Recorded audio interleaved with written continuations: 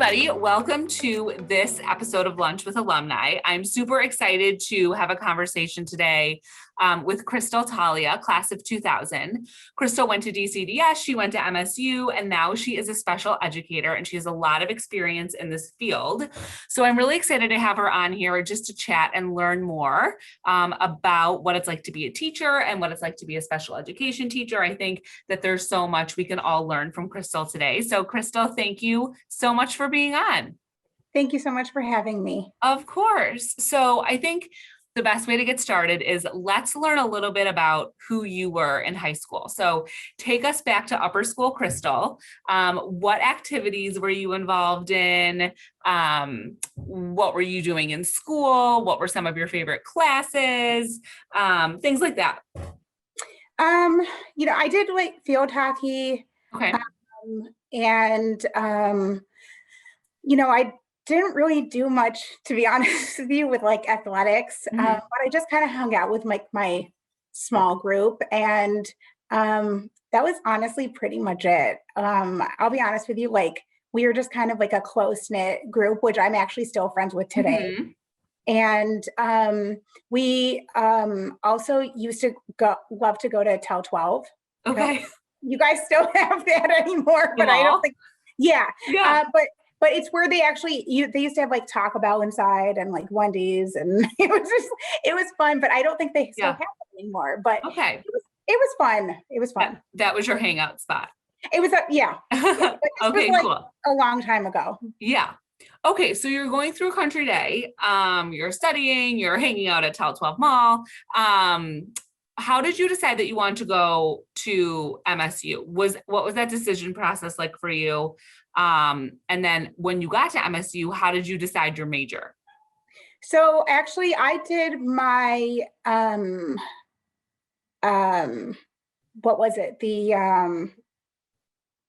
It was the, totally freezing right now, where it's the senior project. Okay. Yeah. I actually did it at Country Day. Okay. And that's one of the reasons I actually kind of fell in love with teaching, and I did it at the lower school. And from then on, that actually just kind of made me fall in love with teaching.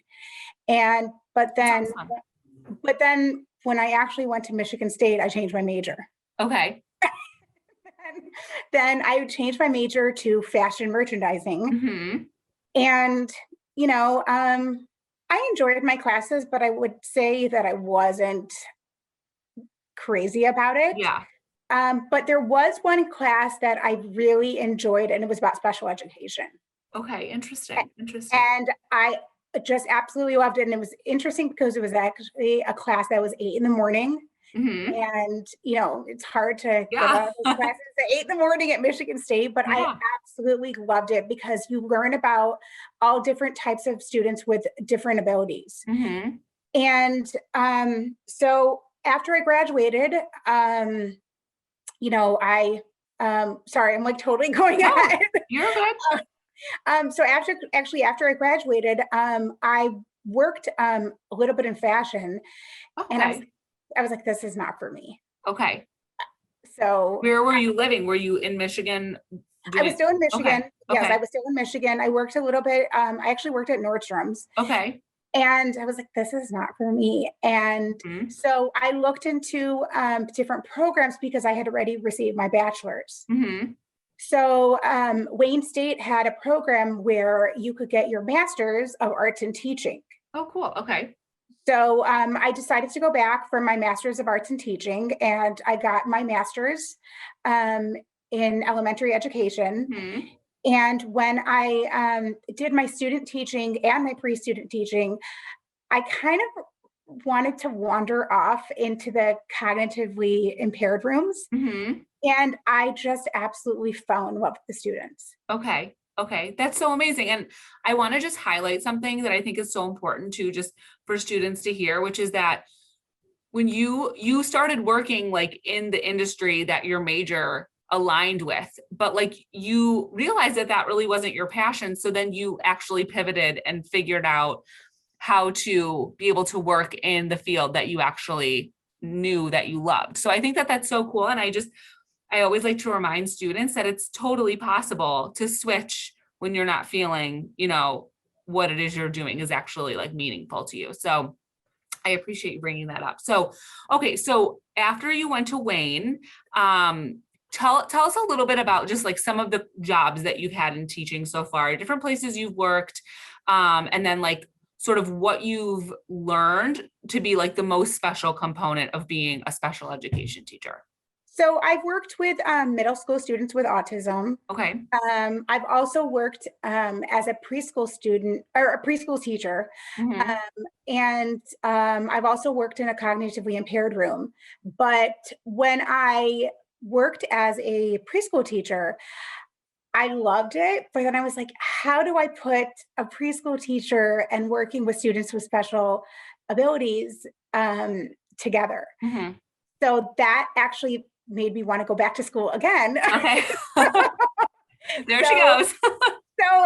so right now, actually, I have my ed specialist in autism, Okay. and I'm getting my second ed specialist in my ZA endorsement. We're working with early childhood special education. Okay. So just for people who are listening and they're like, oh, this sounds so interesting. Can you tell us a little bit about these different credentials that you have to have? Because a teacher who's teaching in a general classroom, I imagine that they have to have different, special education teachers have to have different credentials and skill levels and mindsets and things like that to be successful. Correct. So there's different kinds of classrooms. There's, depending on the district that you work in, but, there's emotionally impaired, there's learning disabilities, there's autistic impairment, cognitive impairment. So it kind of depends on the district that you're in. Mhm. And I have my background actually is with students with autism spectrum disorder. Okay. And so, but I've also worked with students with cognitive impairments. Okay. So, you can specialize in a specific background, but you can also work with, because right now, actually, working with students ages of 3 to 5, I have students actually, they're not diagnosed because they're 3 to 5. Yeah. So I have students that possibly could have a background of autism, but some of my students, they vary in their different abilities. Okay. Okay. That's so interesting. So as an early childhood teacher, kind of walk us through what a day is like with your students. Are you guys back in person yet, or are you still on Zoom? So we are, it was actually very interesting when I got hired in. Yeah. I was online for a Yeah. year. So I actually had to make slideshows. Um, and then what I had to do is I had to do Zoom with the students, and the parents had to be in the room. Okay. And it was really hard because I had my class is actually structured a little bit differently than Okay. a normal early childhood education teacher. I have 12 students in the morning and then 6 students in the afternoon because Mhm. I have a visually structured classroom. So my Okay. students need kind of like a little bit more visuals in their classroom. So um, I have, 12 students with possible speech language impairment, early childhood developmentally disorder. Mhm. I have some that are nonverbal, some that are verbal, um, some that are unable to walk. It could It vary. varies. Okay. Yeah. So when we went back in person, basically we walk them off the bus, um, Okay. and we help them unpack their bags, and then we have them sit around at circle time. We have to give Mhm. some of them fidgets, Mhm. um, and then we have circle Sorry, time. just for anybody who might not be aware of what that is, can you explain what a fidget is? So a fidget is kind of something to help keep a child's hands busy. Because a lot of times our students like to, um, kind of like I don't know how to really explain it, but they kind of like to touch other students, Yeah. or they kind of like to grab everything around them. And we also have chewies that a lot of times students kind of like to grab on their clothes, and they kind of like to suck on their clothes. So a lot of times the chewies are there to basically help them chew. And it's just kind of like for oral stimulation. Yeah. Okay, that makes sense. Sorry. Okay, so you guys are on circle time. So yeah, during circle time, we're there for about 10, 15 minutes. We go through the days of the week, months of the year, what's the weather, just a normal, circle time that you would do with any early childhood. And then, so in my class, because we only have 2 classrooms in our building, I take them down to the gross motor room or either outside. Okay. And we come back and we do centers. And then when we're doing centers, that's when we work on their IEP goals. Okay. So what is an IEP?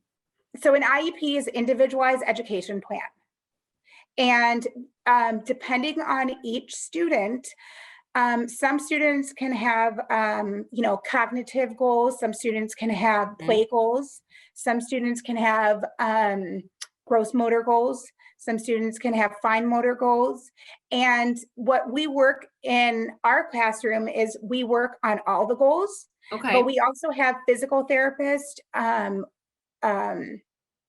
We have physical therapists. We have speech therapists. Okay. And we have social workers. And we have all different types of therapists that come in and kind of help work on the different types of goals for each student. For the children. Okay. Yeah. Okay. So basically you're running the classroom, but you're also responsible for ensuring that each child is meeting like specific goals that they have on their IEP, but there's also like a team of people that help you do that. Correct. And I also have, normally, I usually have about 2 paras. Okay. But depending on the severity of the students, I could possibly have 3 paras. Okay. And so a para is a paraprofessional, right? Correct. And that person just assists the students in literally going about like the activities in the classroom.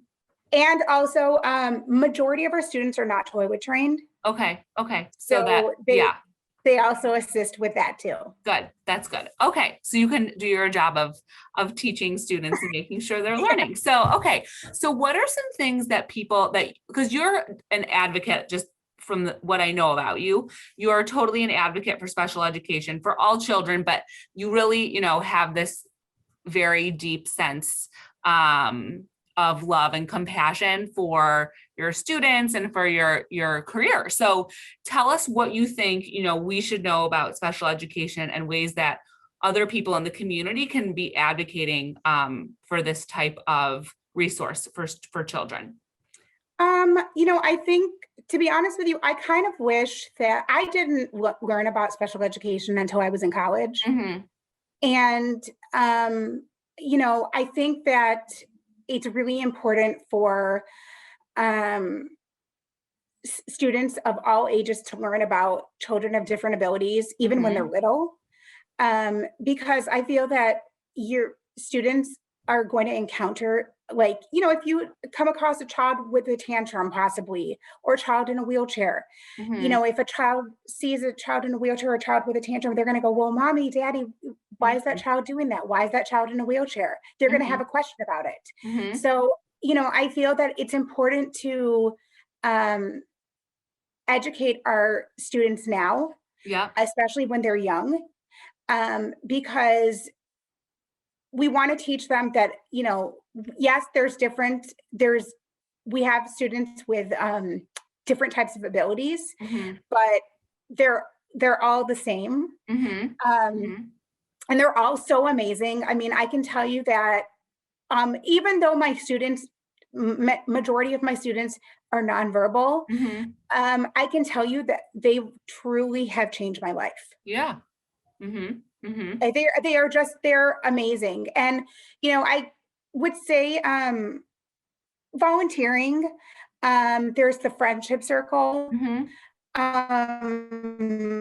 There's just even possibly, I mean, I know it's a little bit hard with COVID, of course, but, possibly going into different, just kind of like learning about different types of, it's interesting. My little cousin, he says, they're not disabilities. Mm-hmm. They're not disabilities, they're different abilities. And I said, Yeah. exactly. I said, Yeah. exactly. And he's 9. And I said, Yeah. that's so true. And they're just, I just think it's so important that we recognize that, that we teach children at a young age that each of, that it's not, that it's just really important that our students are recognized and Mm-hmm. everybody is treated equally. And I mean, also too is, I'll be honest with you. I think some families, like it's hard for some families that I've noticed with some cultures, it's hard for them to, when they hear that, their child has possibly an impairment, it's hard for them to take it in. Sure. So I think it's just, that's kind of like why I'm just like, it's, don't worry about it. Cause I had a girl, and she came and she was completely nonverbal, Mm-hmm. completely nonverbal. And now she's talking. Yeah. And that's amazing. Right. And I just think, you just kind of have to believe, you just kind of have to think they will, like, you can't think the negative, you can't think the worst. Right. And I think that's the most important thing. Right. So for a family who may be listening to this, any parents, and they're like, wow, like these are great points. I want to make sure that I am teaching my child about all children with different abilities. Are there any books that you recommend? I think that there's like lots of children's books on the market now that, like have representation of lots of different types of children. Do you recommend like those books be read in the home? Absolutely. Absolutely. And I just think, just, opening up your child to, not closing them off and just opening up your child to let them see, that, there are students that are in wheelchairs. There are students with feeding tubes. There are students with, that are nonverbal. There may be students that have tantrums, but, we have to understand that the reason that the students are having tantrums, that's their way that they're communicating right now, because they're nonverbal. And so that's why they're coming to school. Yeah. That's why they're coming to school. And that's why we're helping them figure out different ways to communicate. And we help them with using visuals. And so, we have like a 32 chord board, we have pictures. And so we will try to say, like, if they're frustrated, and if they're hungry, I want like a drink. And so we're trying to incorporate different pictures for them to be able to use. And I just think it's really important for, to make sure that there's awareness for, I just think to be honest with you, I just really wish that I was more aware of it when I was little, even when I was like 3 or 4, because I would have definitely loved to have volunteered, because I am so in love with it now, and there's nothing else that makes me more happier. Oh my gosh, that is so cool. So, I mean, would you recommend students at Country Day, like maybe in the upper school, if they're hearing this and they're thinking, oh my gosh, this sounds like an amazing career path. What should students start doing now? I know you had mentioned volunteering, but are there specific books that you recommend students can read? Are there specific programs at different colleges that you've heard are really good? Like, what can kids be doing now to kind of help them understand whether or not this would be a good career path for them? So like Eastern Michigan State's a wonderful school. Absolutely wonderful school. Oakland University. But what I would recommend, to be honest with you, before really, I would read more about it, definitely. Mhm. But what I would recommend, to be honest with you, is definitely like Wing Lake, Mhm. which is in Bloomfield Hills. I would definitely recommend going to volunteer and just possibly friendship circle. Yeah. I actually volunteered there on Sundays, Okay. and just seeing, I mean, if you can't do it this summer, you could do it next summer, Yeah. and just trying to see, working with the students with different abilities, Mhm. and just I think that's the best way, is hands-on work. Yeah.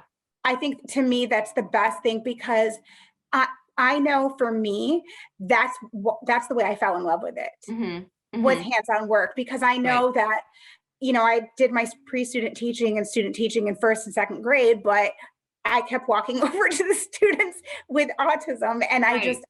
You were I drawn to it. absolutely fell in love with it. That is so cool. Well, Crystal, thank you so much.